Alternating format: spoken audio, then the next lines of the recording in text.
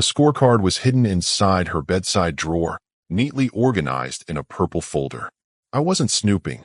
I was looking for our insurance papers while she was visiting her sister for the weekend. What I found instead was a meticulously detailed marriage equality scorecard, with categories ranging from emotional support to household duties. My score? A humiliating 2 out of 10, with red ink comments about my patriarchal expectations and provider syndrome. 5 years of marriage reduced to a failing grade on a sheet she'd apparently been updating weekly. The date on the top showed she'd been doing this for 6 months. 6 months of smiling at me across the dinner table while secretly tallying my failures. 6 months of making love while harboring this growing resentment. The betrayal hit like ice water. Even worse, at the bottom of the page was a note. Discussed with book club, all agree this assessment is generous. She'd been sharing this degrading evaluation with her friends. They'd been laughing about it while drinking wine and discussing romance novels. I photographed every page, placed everything back exactly as I found it, and walked calmly to my home office. The initial shock gave way to cold clarity. For months, I'd been sensing her growing contempt. The eye rolls when I mentioned work stress. The dismissive tone when I suggested weekend plans. The constant comparisons to her friends' husbands. Looking back, all the signs were there. 3 months ago, she'd started a new job that paid considerably less than mine, but suddenly gave her a platform to complain about, carrying more than her share. Never mind that I covered 80% of our expenses or that I'd supported her through 2 career changes. I sat at my desk and began making notes of my own. Not in anger, but with strategic precision. This wasn't about revenge, it was about recalibration. If she wanted to score our marriage, then perhaps it was time to show her exactly what a 2 out of 10 provider looked like in practice. First, I called my financial advisor and scheduled an urgent meeting. Then I reviewed our joint accounts and documented every expense pattern. Finally, I drafted a new monthly budget, one that reflected my apparently subpar contribution to our partnership. No dramatic confrontations, no emotional outbursts, just quiet, deliberate action. When she returned Sunday evening, I greeted her with the same affection I always had. She had no idea I'd seen her scorecard or that I'd spent the weekend restructuring our financial landscape. She kissed me and asked if I'd missed her. I smiled and said I'd been productive in her absence. That night, as she slept beside me, I reflected on her scorecard. The category that bothered me most wasn't emotional support or even sexual satisfaction, both of which she'd rated dismally low. It was financial partnership, where she'd written, takes provider role as excuse to control decisions. Expects gratitude for doing the bare minimum. Score, 2 out of 10. After 5 years of working 60-hour weeks to build our life together, after postponing my own dreams so she could explore hers, this was her assessment. Well, if 2 out of 10 was my score as a provider, perhaps it was time to show her what that actually meant. Not out of spite, but out of self-respect. I didn't sleep much that night. Instead, I planned. By morning, I knew exactly how this would unfold. The scorecard had revealed more than just her dissatisfaction. It had exposed a fundamental disrespect that could no longer be ignored. And unlike her secret evaluations, my response would be transparent, measured, and impossible to misinterpret. Monday morning arrived with new purpose. I left for work earlier than usual, telling her I had an important meeting. In reality, I headed straight to my bank to open a new personal account. The joint accounts we'd shared since our wedding would remain, but from now on, my primary income would flow elsewhere. At lunch, I met with my financial advisor. He raised an eyebrow when I explained my situation, but remained professional. We can restructure your investments and redirect your upcoming bonus, he assured me. But may I suggest marriage counseling before making drastic changes? I appreciated his concern, but declined. This wasn't a hasty reaction. It was a strategic realignment. We spent the next hour reorganizing my portfolio, removing her as a beneficiary from non-essential policies, and creating a new financial framework that would protect my core assets. That evening, I subtly observed her behavior. She complained about her day, barely asking about mine. When I mentioned a colleague's promotion, she cut me off to talk about office politics at her workplace. Dinner conversation revolved entirely around her frustrations, with occasional criticisms tossed my way like breadcrumbs. I nodded attentively, documenting this pattern mentally. After dinner, She disappeared into her study where I knew she'd be texting with her book club friends, the same women who thought her assessment was generous. I used this time to review her scorecard categories again through the photos I'd taken. The more I examined them, the more I realized how skewed her perceptions had become. Under household duties, she'd written, expects praise for basic tasks like taking out trash. Never notices when I clean. Yet I'd been the one handling yard work, home repairs, and vehicle maintenance without complaint. I'd installed shelves, fixed leaky faucets, and spent weekends on home improvement projects. Apparently, those didn't count on her scorecard. Throughout the week, I maintained our normal routine on the surface while methodically implementing my plan. I canceled our upcoming vacation, citing work obligations, when in reality, I'd rerouted those funds to my new account. I quietly removed her as an authorized user on my premium credit card, the one she used for her salon visits and shopping sprees.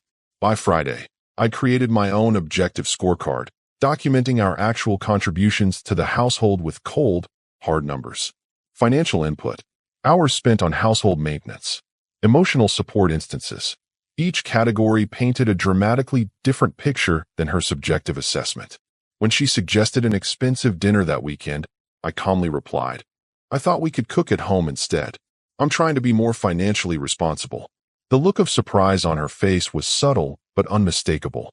Since when do you worry about restaurant bills? She asked with a slight edge to her voice.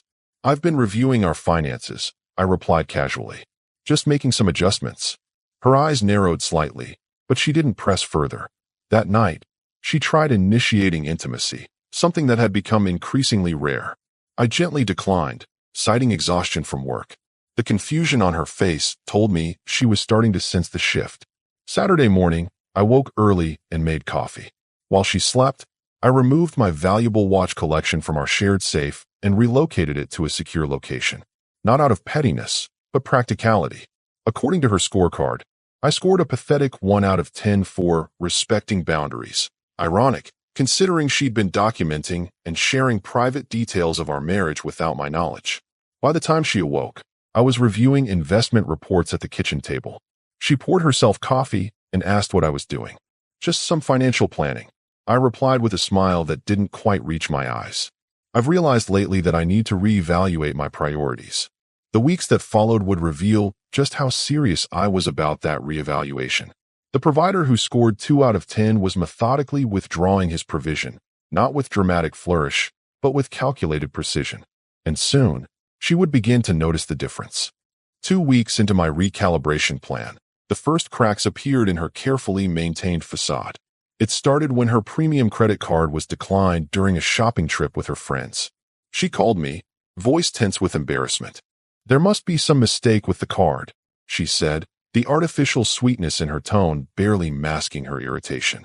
No mistake, I replied calmly. I removed you as an authorized user. I thought you'd have received the notification. A long pause followed. You what? Why would you do that without discussing it first? I'm reassessing our financial arrangement. I explained, my voice level and controlled. Since we're apparently not equal partners, I'm making adjustments accordingly. What are you talking about? Her voice had lost its sweetness entirely now. We can discuss it when you get home. Enjoy the rest of your day. I ended the call before she could respond. That evening, she stormed into the house, cheeks flushed with indignation. You humiliated me in front of everyone, she hissed. The card was declined, and I had to call my friend to cover for me. I looked up from my laptop with measured calm. I'm sorry you felt humiliated. That wasn't my intention. Then what exactly was your intention? And what did you mean about not equal partners? I closed my laptop and gave her my full attention. I've been thinking about equity in our relationship, about fair contributions and expectations. And you decided canceling my card was the solution? Her voice rose in disbelief. It's not canceled. It's just no longer linked to my account, I clarified. You have your own income now, your own career that you're passionate about. I thought you'd appreciate the independence. Her expression shifted from anger to calculation. Is this about money? Are you having financial problems you haven't told me about? Not at all, I assured her. My finances are excellent. I'm simply reevaluating what a fair contribution looks like in our marriage. She sat down across from me, changing tactics. Look, if this is about me getting a job, I thought you supported that. It's not like I'm making what you make. It's not about the amount, I replied. It's about the principle, about recognition and respect for what each of us brings to this partnership. A flicker of unease crossed her face. What exactly are you saying? I maintained steady eye contact. I'm saying that when someone consistently rates their partner's contribution as subpar, perhaps that partner should adjust their contribution to match the rating. Her face went pale. What are you talking about? What rating? I could have confronted her directly about the scorecard, but that would have shifted the power dynamic. Instead, I shrugged slightly. We all keep score in relationships, don't we? Consciously or unconsciously. I've just decided to acknowledge the scoring system and adjust accordingly. She fell silent, clearly working through implications. Finally, she attempted a reconciliatory approach. I think we're having a miscommunication. Whatever you think I've done. I don't think you've done anything, I interrupted smoothly. I'm simply responding to reality. Actions have consequences. Perceptions shape relationships. If my contribution as a provider is perceived as insufficient, then I should scale it to meet that perception. This isn't like you, she said, voice softening with calculated concern. You've never been petty about money. It's not pettiness, I corrected her. It's precision. And you're right. This isn't like me. I'm evolving. The following day, she discovered I'd canceled our anniversary vacation to Bali. The booking confirmation email had been replaced with a cancellation notice. She confronted me that evening, waving her phone in my face. You canceled our anniversary trip? Without even discussing it with me. I nodded. I did. I've decided to use those funds differently. For what? She demanded. Personal investments, I replied simply. This is childish, she snapped. If you're upset about something, we should talk about it like adults. I leaned back in my chair. I'm not upset. I'm adapting. There's a difference. Adapting to what? Frustration edged her voice. The reality of our relationship, I explained calmly. To your expectations and assessments. A flash of understanding and fear crossed her face. She left the room without another word. That night, I heard her on the phone with someone, voice hushed but urgent. I think he knows. No, I don't know how. What should I do? Pause. That won't work with him. You don't understand. He's different now. I smiled to myself in the darkness. Different indeed. The man who had accepted a 2/10 was gone. In his place stood someone who understood his value and was prepared to demonstrate exactly what she stood to lose when she failed to recognize it. The breaking point came when she tried accessing our joint savings account for a girls' weekend in Miami. Her expression as she stared at her phone told me everything. She discovered the account balance was significantly lower than expected. Why is there only $3,000 in our savings? She demanded, storming into my home office without knocking. I looked up from my work calmly. I moved some funds to more productive investments. Without telling me, that's our joint money. Her voice pitched higher with each word. Correction, that was excess from my contributions. I've calculated exactly what proportion you've contributed and left that amount untouched. She stared at me, momentarily speechless. What's gotten into you lately? First the credit card, then the vacation, now this? Are you punishing me for something? I set my pen down deliberately. Not punishing, realigning. There's a fundamental disconnect in how we view this marriage that needs addressing. What disconnect? You're the one suddenly changing all the rules. I stood up slowly. It's time we had a proper conversation about this. Sit down. Something in my tone must have registered because she hesitated, then took a seat across from my desk. I reached into a drawer and removed a folder, identical to her purple one, but in black. I placed it between us. 3 weeks ago, I found your marriage equality scorecard while looking for insurance documents. I kept my voice neutral, stating facts rather than accusations. You've been rating me as a husband for 6 months, sharing those ratings with your friends, and never once bringing your concerns to me directly. Her face drained of color. You went through my private things? Finding your scorecard was accidental. What I did afterward was deliberate. I opened the folder, revealing my own meticulously documented assessment. This is my response, an objective record of our contributions to this marriage, backed by financial data, time allocation, and concrete examples. She stared at the documents, speechless. According to your scorecard, I'm a 2 out of 10 as a provider. So I've adjusted my financial provision to reflect that rating. You scored me 1 out of 10 for respecting boundaries while sharing intimate details of our marriage with your book club. Interesting double standard. You don't understand, she finally managed. The scorecard was just a venting exercise. My therapist suggested. Don't. My voice cut through her excuse sharply. Don't insult my intelligence by claiming this was therapeutic. Therapy builds bridges. This was designed to burn them. She shifted tactics. Okay, maybe I was frustrated, but this reaction is extreme. Cutting off access to our finances? Canceling trips? This feels controlling. I laughed, not bitterly, but with genuine amusement. Now that's ironic. You create a system to control and evaluate my behavior without my knowledge, and when I respond by controlling my own resources, I'm the controlling one. That's not what I meant. Here's what's actually happening. I interrupted, my voice level but firm. You decided I was failing as a husband without giving me the opportunity to address your concerns. You shared that assessment with others, undermining my dignity. Now you're experiencing the natural consequence of undervaluing a partner's contribution, the withdrawal of that contribution. Her eyes narrowed. So this is about your ego. You're hurt that I criticized you. No, this is about honesty and respect, both of which have been lacking from your side of this marriage. I'm not hurt. I'm awake. I slid a document toward her. These are my terms moving forward. Option 1. We separate our finances completely and permanently. You pay exactly 50% of all household expenses. No access to my accounts, credit, or investments. Option 2. We attend marriage counseling, where you explain your scorecard to a professional and we rebuild with complete transparency. She glanced at the paper, then back at me. And if I refuse both options? Then option 3, I replied coolly. I contact a divorce attorney tomorrow morning.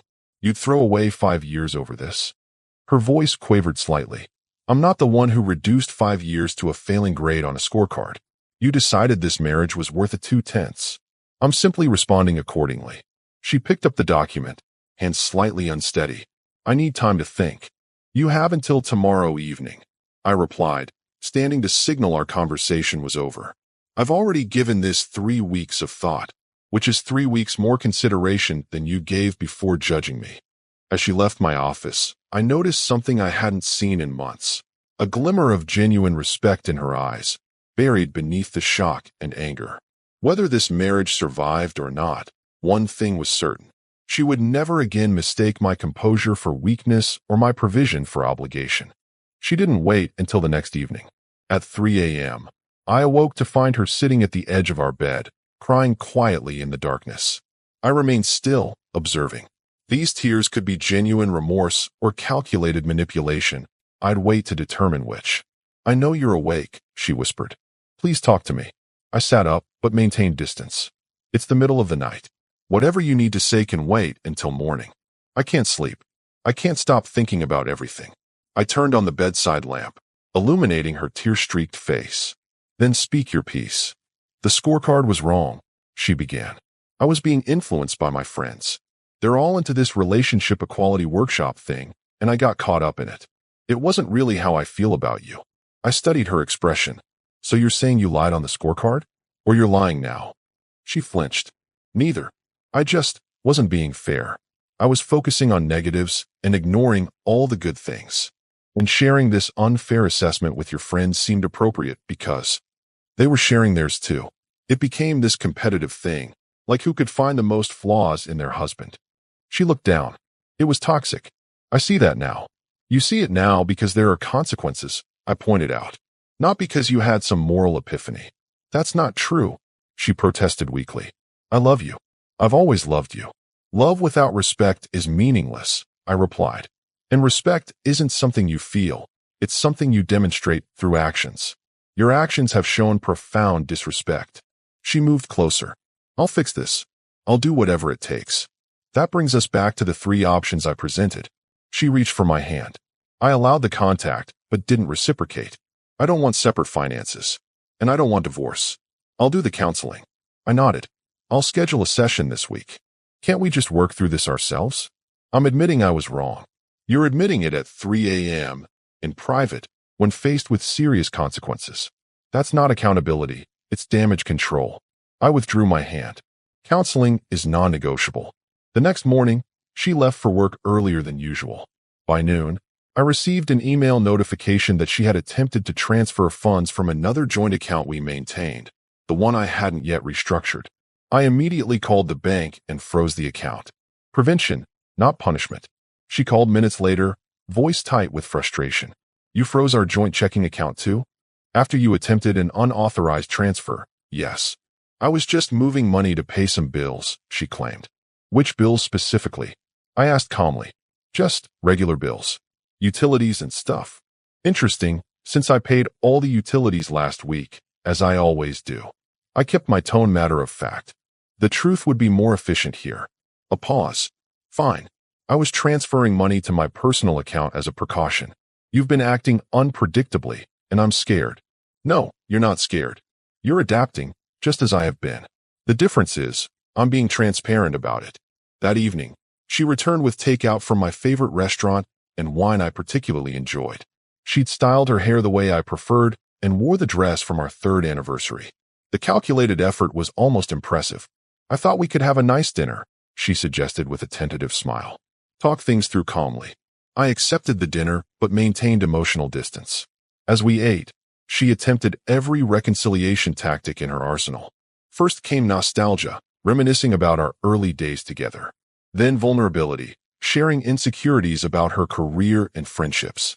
Finally, physical affection, touching my arm, leaning in closer. I acknowledged each approach with polite attention, but didn't engage emotionally. When she finally realized these strategies weren't working, frustration broke through her carefully constructed facade. What do you want from me? She demanded. I've apologized. I've agreed to counseling. I'm trying here. What I want is exactly what I stated yesterday. Accountability and respect, not performance or placation. This feels like punishment, she complained. It's not punishment. It's consequence. There's a distinction. I set down my fork. Punishment seeks to hurt. Consequence seeks to correct. I have no interest in hurting you, but I won't shield you from the natural results of your choices either. So what now? We live like strangers until some therapist gives you permission to forgive me. I looked at her directly. We live like two adults confronting a serious breach of trust. And whether I forgive you isn't the immediate issue. It's whether we can rebuild something worth continuing. Later that night, I heard her on the phone again, her whispered conversation drifting under the door of my home office where I'd been sleeping since our confrontation. He's not budging. No, he's not angry. That's what's unnerving. It's like he's completely detached. No, that won't work. I already tried. I think I really messed up this time. Her friend's advice wasn't working because it was designed for manipulation of a man who still operated from the need for approval. That man was gone. In his place stood someone who understood his value wasn't determined by her scorecard, and who wouldn't accept anything less than the full respect that value commanded. Our first counseling session revealed everything. The therapist, a measured, insightful woman in her 50s, asked us each to describe the current conflict from our perspective.